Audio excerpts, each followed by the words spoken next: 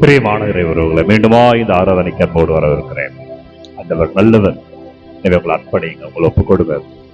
தேவைகளை எல்லாம் அவர்கிட்ட அர்ப்பணித்து அப்பாவை துதிக்கிறோம், ஆண்டவரை ஆராதிக்கிறோம். ராஜா, நன்றி செலுத்துகிறோம். தகப்பனே, என்னவெல்லாம் பிள்ளைகள் நம்பிக்கையோடு உங்களை பார்த்து கொண்டிருக்கிறார்கள், நம்பிக்கையோடு காணொலியில செபித்துக் கொண்டிருக்கிறார்கள். உங்க பாதத்தில் வைக்கிறேன், நீங்க தொடுங்கப்பா, நீங்க வழி நடத்துங்க ராஜா. ஆண்டவரே, சபையின் பேரில் வல்லமை அபிஷேகத்தை பார்ப்பீர்கள், ஆசீர்வாதங்களை பார்ப்பீர்கள்.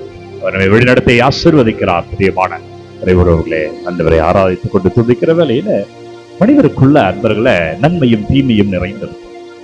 எல்லா மனுஷங்களுக்குள்ளே இருக்கும். ஆனால் அதில் எது மேலோங்கி இருக்கிறதோ அதுதான் மனிதன். நன்மை தரம் மேலோங்கி இருந்தால் அவன் நல்லவன், தீமை தனம் மேலோங்கி இருக்கிறதா அவன் மாற்றிக்கொள்ள வேண்டும் என்பதுதான். நான் எப்படி இருக்கேன் என்பதை எல்லா மனுஷங்களுக்கும் நன்மை தீமை இருக்கிறது. ஆனால் எது மேலோங்கி இருக்கிறது? சிலவற்றை தரம் பாருங்க. இந்த 3 உங்களுக்கு பரிந்துரைக்கிறேன். அதை வைத்து அது நமக்குள்ள இருக்குதா அப்படின்னு பார்ப்போம். எதெல்லாம் இருக்கணும் அப்படின்னு சொல்றேன். நன்மையை செய்கிற மனிதர்கள், நன்மை மேலோங்கி இருக்கிற மனிதர்கள் அதிகமான அனைவரையும் விட மேலானவர்களாக செயல்பாடுகள் நன்றாக இருக்கும். அவங்க செய்யறது எல்லாமே மற்றவர்களுக்கு ஏற்றவராக இருக்கும். ஒரு கசப்பு தன்மை இருக்காது. ஐயே இப்படி செஞ்சு கொண்டிருக்காரு என்று யாரும் சகித்து கொண்டு போற அளவுக்கு இருக்காது. இவரும் பாராட்டக்கூடியதா இருக்கும்.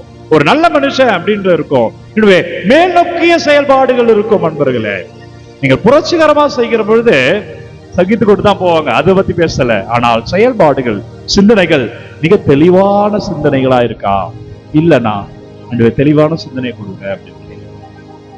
இரண்டாவது, பிரியமானவர்களே, அவர்கள் தங்களை முதன்மைப்படுத்துவதை விட கடவுளை முதன்மைப்படுத்துவார்கள். நம்மை பற்றியே நம்ம பெருமை பேசிக் கொண்டிருக்க கூடாது. நாமே நம்மை பற்றி தம்பட்டம் அடித்துக் கொண்டிருக்க கூடாது. நம்ம செய்யறது உலகம் பேசும். எனவே கடவுளை பயன்படுத்து, கடவுள் வார்த்தையை உச்சரி. கஷ்டம் யாரா இருக்காங்களா? ஆண்டவர் காப்பாற்றுவார் சொல்லு. வார்த்தைக்கு சக்தி உண்டு அன்பர்களே, வார்த்தைக்கு சக்தி கொடுத்திருக்கிற ஆண்டவர். நம்ம சொன்னது நடக்கும் அன்பர்களே. உள்ளத்தை நிறைவே வாய் பேசும். எனவே கடவுள் பெயரை உச்சரிங்கள். கடவுள் பெயரா நடக்கும் சொல்லுங்க. கடவுளோடு இருக்கிறாருன்னு சொல்லுங்க. கடவுள்கிட்ட போ, அவர் விடுதலை தருவார். இந்த நல்ல சிந்தனை கொண்டவர்கள் எப்பொழுதுமே பிறர் ஊக்கப்படுத்துவர்களாக இருப்பார்கள். இரண்டாவது, கடவுளை மையப்படுத்தியவர்களாக இருப்பார்கள். மூன்றாவது, இப்படி இருக்கிற மனிதர்களுக்கு நல்ல சிந்தனை கொண்டவர்களா இருக்கிறவங்களுக்கு சொல்றேன், மூன்றாவதாக ஆண்டவருடைய ஆசீர்வாதத்தை பெற்றுக்கொண்டே இருப்பார். கிரேஸ் ஆஃப் காட் அவர்கள் மத்தியில இன்னும் அதிகமா இருப்பதை பார்க்க முடியும். உங்கள் வாழ்க்கையில் அது இருக்கா? அப்படி இல்லைன்னா ஒண்ணு மாறணும்னு அர்த்தம். நம்மள அதிகமானவர்கள் செயல்பாடுகள் நல்லதா இல்லைன்னா மாறணும்னு அர்த்தம். நம்மை பற்றியே தம்பட்டம் படித்துக் கொண்டிருக்கிறோமா, நம்ம ரொம்ப நெகட்டிவ் பீப்புளா இருக்கிறோம்னு அர்த்தம். மாறணும்னு அர்த்தம். ஆண்டவருடைய ஆசீர்வாதத்தை நீ அறுவடை செய்யலையா? சில நேரத்தில் ஆண்டவர் சோதனைகள் தருவார், அது வேறு.